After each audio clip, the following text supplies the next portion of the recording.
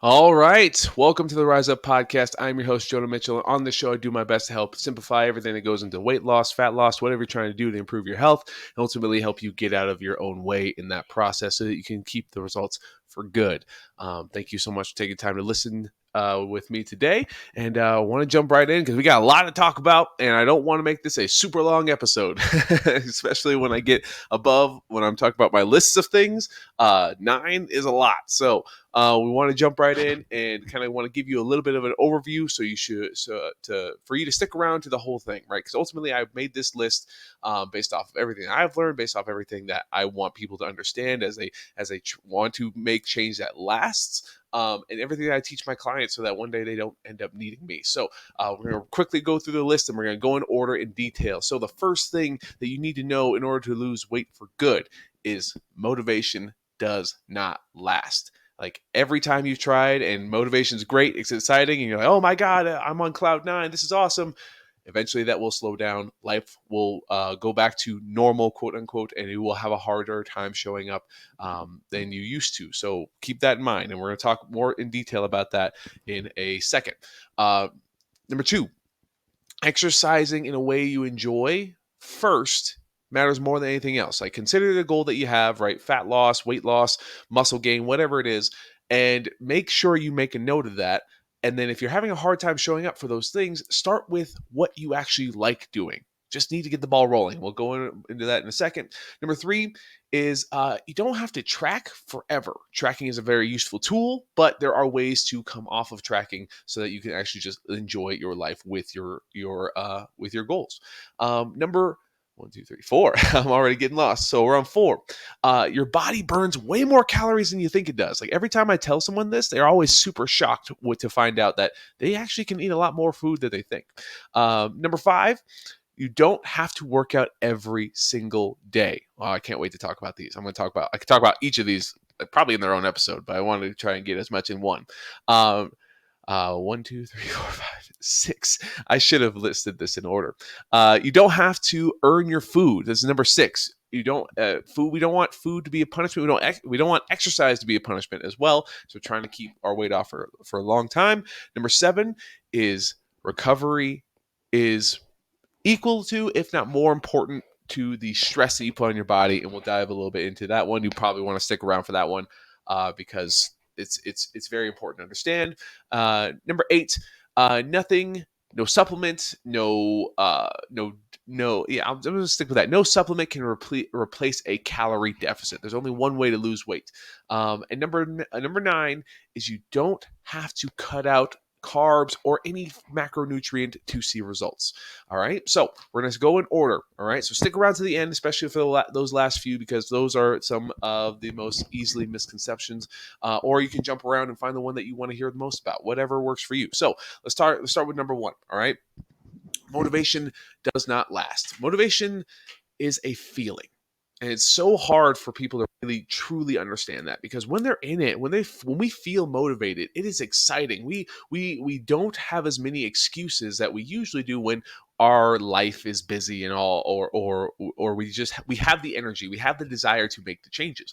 But eventually, just as we're never happy all the time, just as we're never sad all the time, the motivation will soon fade and we will be lulled back into sleep of tendencies, of behaviors, of habits that ultimately put us in a place where we're unhappy with our body, our health, or whatever we're trying to accomplish. So when we understand that motivation is just a feeling, that this too shall pass, this is something I want you to really understand. This feeling will pass, this situation will pass, right? Eventually, if you're prepared for the inevitable motivation to fall off, then we can use the motivation in that moment to set ourselves up for more success, right? Because motivation doesn't last. It's the habits that you build with that motivation that keep you going. So, like, it's not bad to be motivated, but we can't rely on motivation by itself. So when you are having those motivational tendencies, be aware of not just trying to do everything you can to see as much results as possible. It's like, what can you use? What can you identify with that motivation of your behaviors, of your routine, of whatever you have going on that has made it difficult for you to stay consistent? And then use your motivation instead of trying to do everything all at once. Use your motivation to instill a new habit, a new behavior. And that's the only thing. That's the only thing you're going to focus on, right? Is it being consistent in scheduling your workouts? Is it being consistent in going to the is or prepping your meals? Is it being consistent with your water? There's so many things that you could just start being consistent with that will allow you to develop the habitual patterns to just show up. Just showing up is 80% and probably 90%. Just getting in the game to the best of your ability. And you can use motivation to solidify some of these habits, some of these behaviors, so it's less likely for you to fall off the path when your life is inevitably going to get busy, more stressed, or whatever it is. Like I spend most of my time coaching my clients how to navigate the situations, the circumstances in their life, especially when they're like deep into their program. They're like somewhere in the messy middle, and motivation is long gone, and we're really just focusing on um, keeping the process going in the right direction to the best of our ability. So this is why I want to start this, because if you have a hard time being motivated, you're going to continue to have a hard time being motivated. So work on practicing consistency, right? And this is where people, oh man, I'm going to go down a rabbit hole, but discipline is what people are trying to accomplish through motivation. And disciplined people aren't always motivated. They just have better routines. They have better structure. They have better abilities to make an effort for their overall well-being amongst the chaos to the best of their ability. And because they've practiced over and over, it's gotten to a much more ideal scenario that's helped them keep it. So if you don't have that skill of being disciplined yet, all we need to do is first start by creating some sort of discipline. Discipline isn't just forcing yourself to do something. Yes, that's a part of it, but discipline is doing something because you know what happens when you don't. And a lot of people, and one more thing, one more note. This is the last note, I promise, before I move on. But when we do things that truly help us feel better, right? It's not because we need to see the scale go down. Because when we have this like real codependent relationship with the scale, this is what really jabs and like really brings motivation down really, really easily. But if you can do something because like if you can prioritize your movement because it helps you deal with stress, if you can prioritize your movements because it helps you feel better, if you can prioritize whole food more often because it doesn't lead to as much bloating and as much discomfort and it leads to more energy, right? You do those things and you feel better, your body's gonna repay the favor in a lot more ways than you think. And because you do those things because you like the way that you feel, that's how you cultivate discipline. And you like the way that you feel over and over and over again. And this is how it starts to stack in multiple ways so that motivation isn't necessary as often, right? It's more of just something that you do because you like the way that you feel. And then you're going to like the results that you get because you improve your consistency over time. All right. So we'll stop there because I'll probably keep talking about that for the rest of this episode. So let's move on to number 2. So, like I was saying, showing up is about 80-90% of the battle, right? And most people, there's a lot of people that don't have a necessarily good relationship with exercise. And when you're trying to lose weight, we want to make sure that we establish some sort of consistency. Exercise is not necessary to lose weight, but it can definitely help in the process. So if you're having a hard time being consistent with a form of exercise that you think you have to do, right?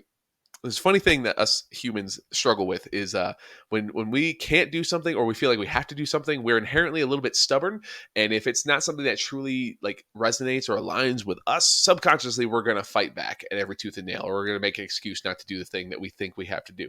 So in that process, if we can reverse, or if we can change the view of exercise in general, and just say, you know what, I want to lose weight, I want to burn fat, I want to build muscle, whatever the goal is, but I don't necessarily like strength training, I don't necessarily like lifting weights, I don't necessarily like cardio. It's like, cool, what form of movement, what form of exercise do you like? And let's start there first. Let's work on that first and establish the skill of being consistent with that form of exercise, because then you're going to improve your relationship with movement in general. And then we can review your goals and say, all right, now that you're doing something, how can we start doing or implementing and adding in the things that are going to help benefit you towards the goals that you want?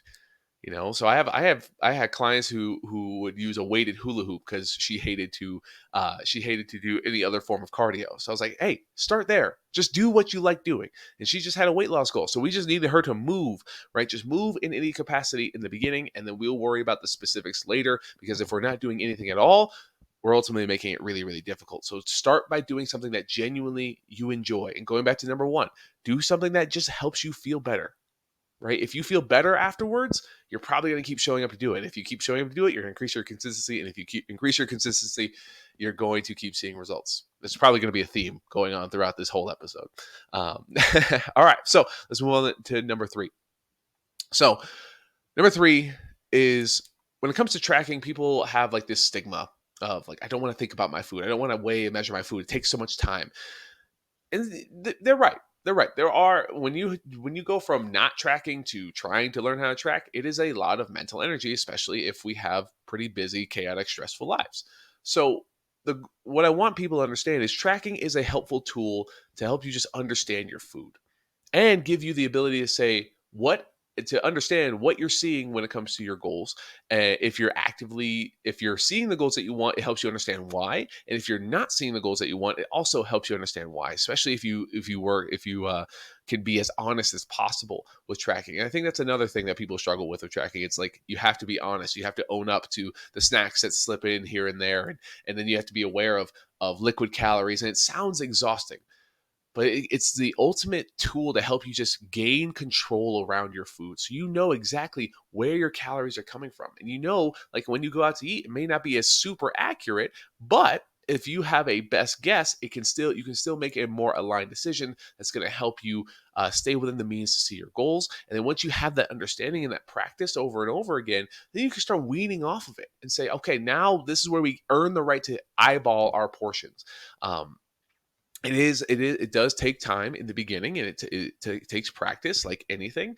But just as you learned how to ride a bike, you didn't get on it and just start pedaling like a mad person. You had to practice. You fell a few times until one day it stuck. Now you don't have to remember how to ride a bike. You just get back on it and do it. And tracking is very similar because it's essentially everything that we do in our life. It's eventually the first beginning of it is difficult, and a lot of us have a hard time keeping some bandwidth for ourselves when it comes to the busyness of our life. So ultimately, I want you to understand that hey, when you just because you get into tracking doesn't mean it has to stay that way. And it's going to give you more in the long run to keep your results. You just have to take the time necessary to practice and understand it. And with that, eventually you won't need it anymore. But in the beginning, it is something that will take some practice. As if you can accept that, eventually you'll get to the point, and it won't take as long as you think. I promise. A lot of these won't take as long as you think to truly implement. So let's move on to number 4. All right. Number 4, man, I love teaching this stuff. So number 4 is your body burns more calories than you think.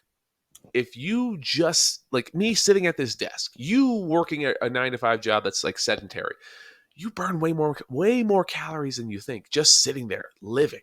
You don't have to. A lot of people think they have to just move to burn calories, but the reality is our body has 4 ways that it burns calories. 4. And the biggest chunk that takes probably 50, sometimes 70% of our overall calorie burn every single day is just daily functions for us to live. That's it.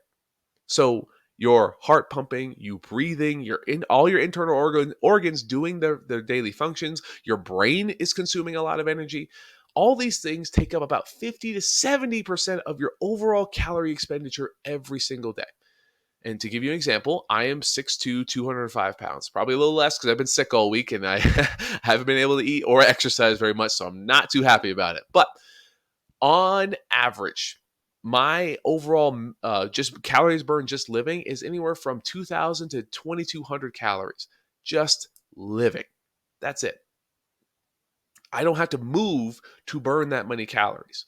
And this varies depending on like the height and size you are, right? If you're someone who is 5'2", like many of my clients, like 5'1" to like 5 foot to 5'3", your maintenance calories is somewhere probably along the lines of like 12 to 1,500 depending on size and gender, right? Your weight, your age, your gender is going to determine where that is. So typically, on average, women can be somewhere between 12 to 1,600 just living, men between 17 and 2,200 just living, right? Again, it's going to be dependent on the person, but I want you to understand that your body does a lot of the work for you. So constantly starving yourself and depriving it is honestly making it is a big reason why it can be very hard for you to stay consistent, and why I preach so much. We need to learn how to eat more food to lose weight than always eat less, right? Because more food doesn't always mean more calories. There's a difference between nutrient dense, calorie dense.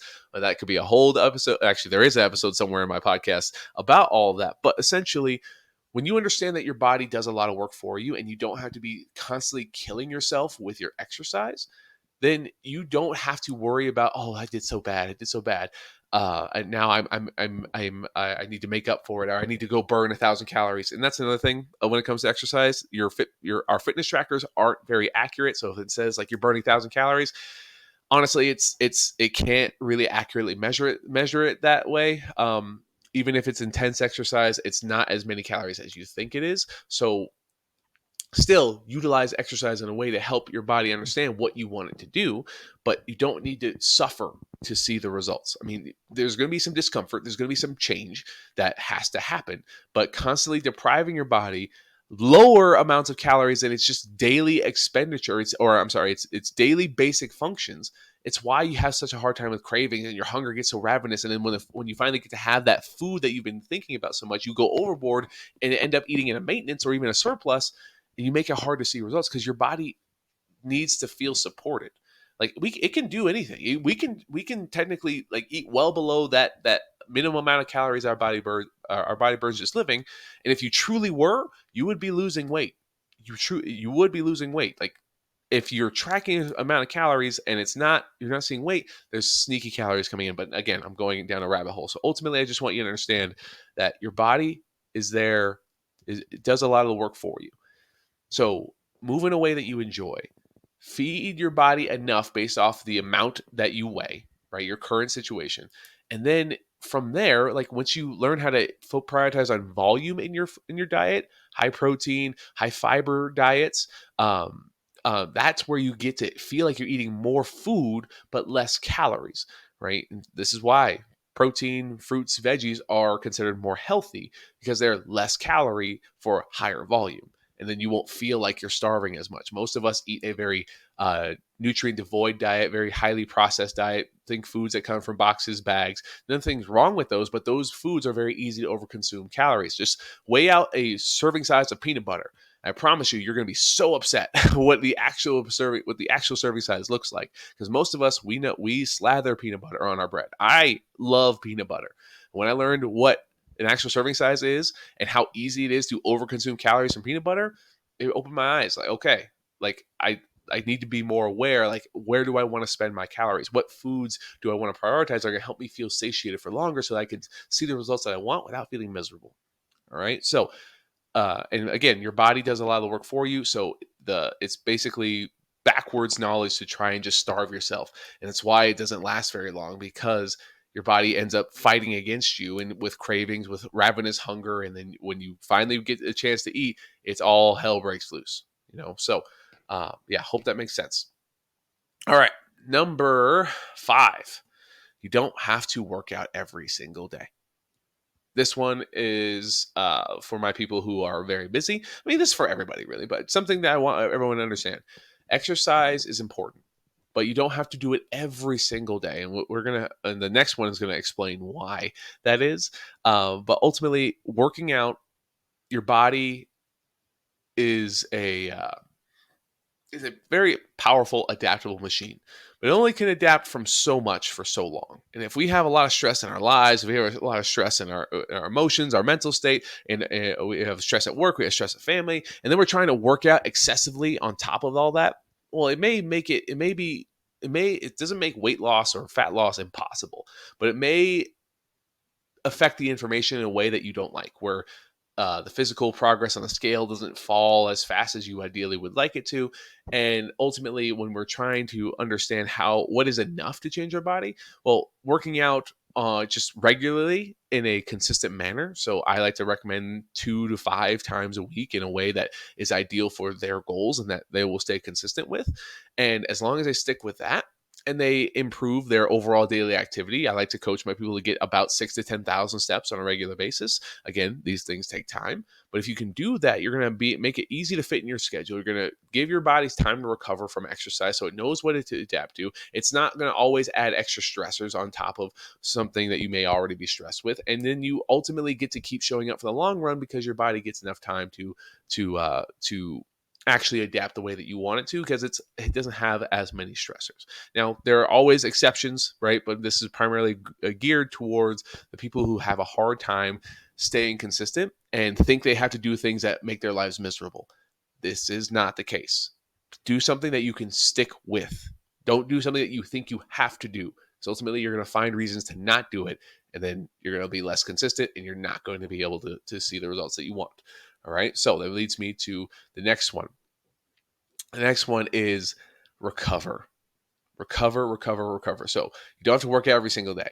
This is why number 6 is really important, because if you recover, your body actually gets the time to change the way that you want it to. So stress is important. Stress is the only way that we've ever been able to adapt. Gaining weight is a stress, just as losing weight is a stress. And our body doesn't know the difference between any of the stressors in our life. So if it's emotional, if it's physical, if it's mental, whatever it is, our body interprets it all as the same way. And ultimately, our body's trying to adapt to the stress, to survive the stress, because that's what we do. We are survivable creatures. We take any environment, any situation we're in, and we survive. It may not always be perfect. It may not always be pretty, but that's why we're at the top of the food chain, because we are the most adaptable species on this planet. So if we understand that our body ultimately our body can adapt to many things. It can adapt to many things all at the same time, but it may not adapt as fast as you like it to. So if you want a signal, if you want an adaptation, a certain change in your body to happen more specifically, it would be better in the long run, and even in the short run, to limit as many stressors as possible. Give your body the recovery that it needs. So typically, this is like my people who want to build muscle definition or build muscle in general. They think they have to hammer their body every single day, but the reality is most of the gains, the definition is built through sleep, through time off. And like if you look at like people who are paid professionally to build muscle and look good on stage, they may work out multiple times a week, like 6, 7 days a week, but they're hitting different muscle groups every single one of those days. And the muscle groups that they hit prior, they don't work out until 2-ish days later. And then their body, that muscle group has recovered. So for those of us who have lives, who have jobs that don't revolve around fitness, you can get away with a lot of like full body exercises 2 to 3 times a week, getting enough time in between to recover, and then your body will actually build and change a lot more than you think it does. Not to say that you can't work out 4, 5, 6 times a day, but you just got to know, like, if you're able to recover, get ample amounts of sleep, 6 to 8 hours. And that time between your exercise for your body to recover, it's probably going to change a lot quicker than you think. Like when we're so like focused on how much can I do to see change, it's like we're hyper focused on all of the change or all the lack of change, and then it can be very defeating if we don't see the thing that we want to see. So ultimately, if we can understand, like, hey, the process to build and change your body needs a stress, but the recovery that goes with it, not only with just taking time off, but giving our body the foods that'll help recover, like enough protein, a decent amount of carbohydrates to help our body get out of that stressful fight or flight state when we do train. And again, there's a lot of specifics that go into this, but ultimately, giving your body the time to recover and rebuild is really how will really impact the way that your body changes over time, and ultimately can make the process of being consistent a lot easier because there's less stress physically, and then you have more bandwidth to deal in the other stressors in your life, so that you can ultimately get through those and still show up and strive in many other avenues. All right, so number 7. Yes, number 7. You don't have to earn your food. You don't. This is a miserable way to live. Um, it's like those people who like eat a cookie on social media and then they say, this is how many miles you have to run to burn off that cookie. And it's like, oh, it's not worth it. Just don't eat the cookie. It's like, okay. It's like, if we have this relationship with food, there's no way in hell we're actually going to have a positive, or we're going to be able to sustain our goals. Without a positive relationship with food, if we always have this, you eat this, so therefore you must burn it off. Well, now you're not doing it because you feel better. You're doing it because you feel bad about a decision. So ultimately, if we have a weight loss goal, eating cookies every single day is not the ultimate, is probably not ideal for us to sustain those, to sustain our results. Doesn't mean you can't ever have a cookie again, but it's just about how often you have the cookie. And if you do have the cookie and your overall consistency and your overall consistent, then you don't necessarily need to worry about continue or burning it off afterwards. It's like, okay, you had the one cookie, maybe it puts you in a slight maintenance or surplus, and maybe the scale goes up a little bit, but it doesn't mean that you regained any of the fat that you've lost in this process. It's just about, okay, I had the cookie, I enjoyed it, I don't need more of it.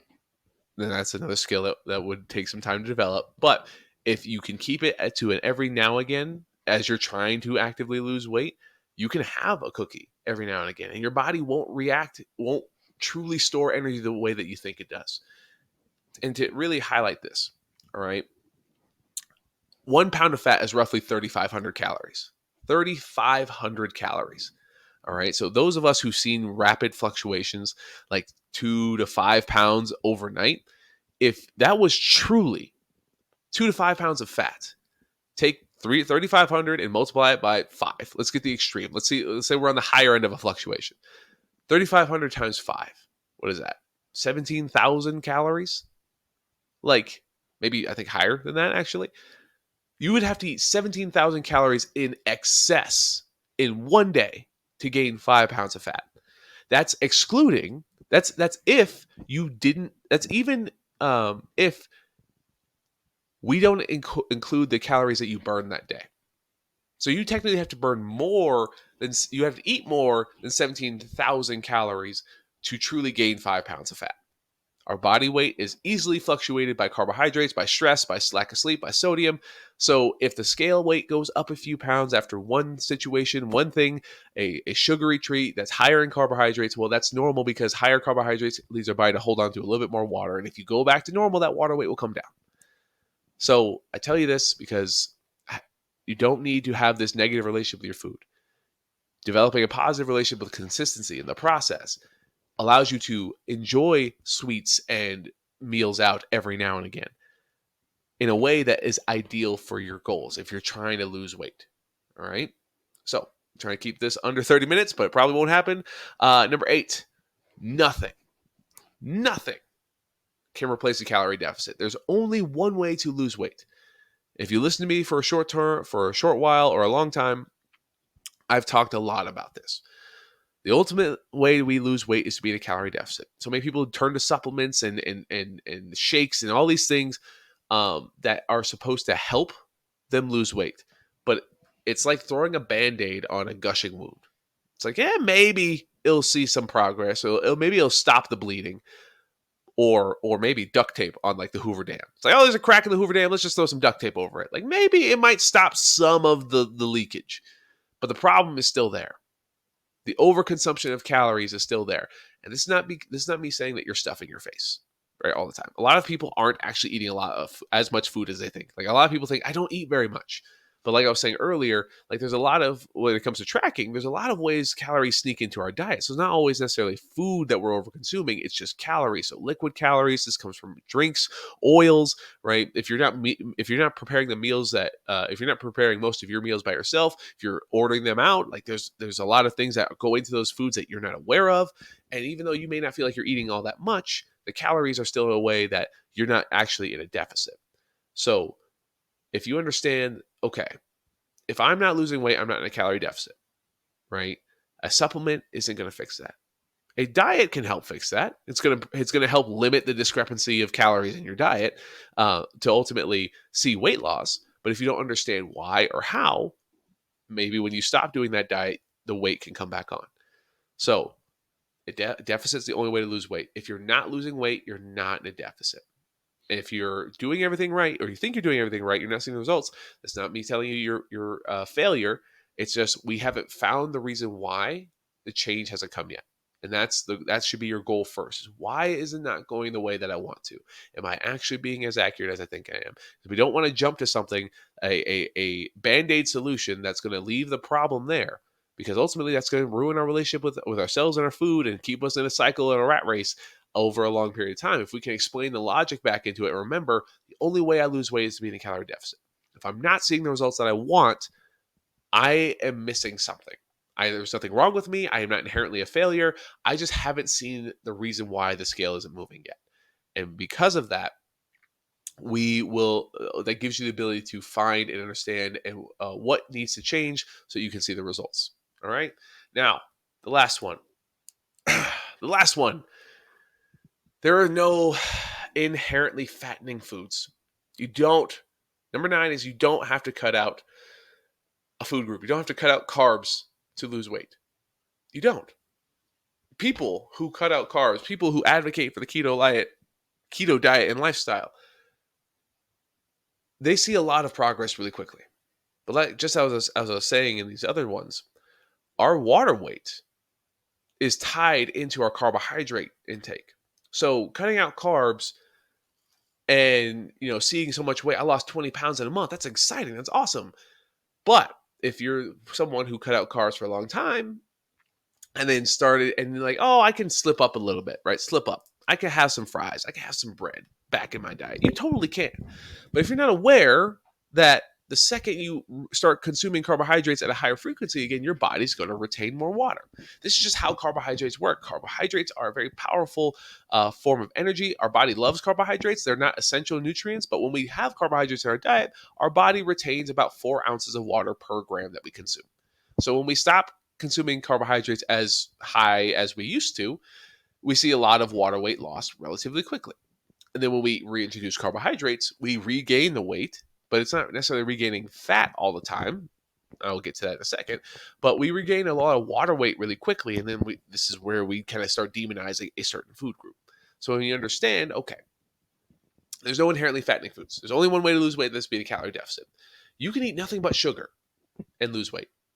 If you probably won't feel very great. You'll have not much fiber, not much protein in your diet, and it could make it difficult to eat in a calorie deficit with nothing but sugar. But you would see the scale go down. It's hard to do it with things like sugar because they're very easy to overconsume, especially those of us who've had a rough relationship with sugar. It's like we have a little bit of it, and then it's like the gates break loose, and all we can do is continue to consume it over and over and over again. So dietary fat isn't fattening, right? Protein isn't fattening. Like those things, like you can gain weight eating in a overabundance of anything, but ultimately you don't have to cut out anything. All right, maybe to practice a little bit of control. You limit a certain food that you struggle with for a long time, and then slowly introduce it back in to establish a little bit more positive boundaries. But there's no fattening food that just says you eat it, therefore you gain fat. That's not how your body works. And I want you to understand these things when you're trying to lose weight, trying to keep it off. And when you find yourself kind of having this mental back and forth and you're like thinking there's certain rules or there's certain things that you can or can't do, it's like, is it actually true? Is that actually how that works? And if it isn't, or if you don't know, then it's an opportunity for you to grow, for you to understand, and for you to move in the right direction to not only see results, but keep them. Because losing the weight is a challenge, but keeping the weight off through consistency, through understanding and awareness is ultimately what everyone wants. Everyone wants to have that self-control, that consistency to not only be healthy, but they also want to be happy. And it's just about understanding your food, yourself, and the logic in certain areas, and then the understanding of like you don't have to be perfect. You don't have to kill yourself every day. You just have to show up in a way that aligns with you as often as possible. I'm gonna throw one more bonus one in here if you stuck around this long. Perfection isn't real. Consistency looks like about 80% of the time. 80% of the time, if you can make nutrient-dense aligned choices, that's about 25 days out of every month. You get 4 to 5 days of every month to just enjoy yourself, enjoy your life to the best of your ability.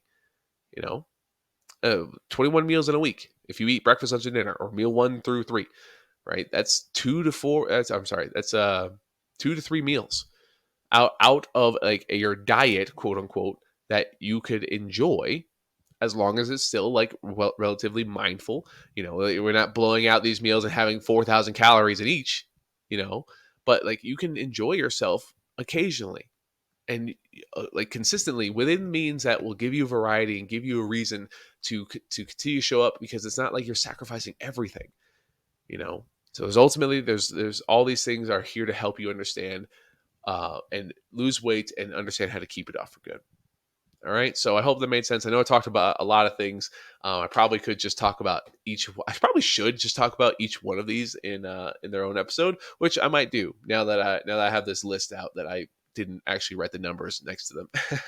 But I hope you found this helpful. I hope you found it insightful. And if you did learn something, or if it helped you change your relationship, or just helped you give you new perspective, I really appreciate if you share this episode with at least one person. I always love being able to help someone, no matter where they're at and where they are, what they have going on. And even if I don't ever speak to you directly, I hope I have even a small impact on your overall goals. So thank you so much for listening. I appreciate you sticking around to the very end, and I will see you on the next one.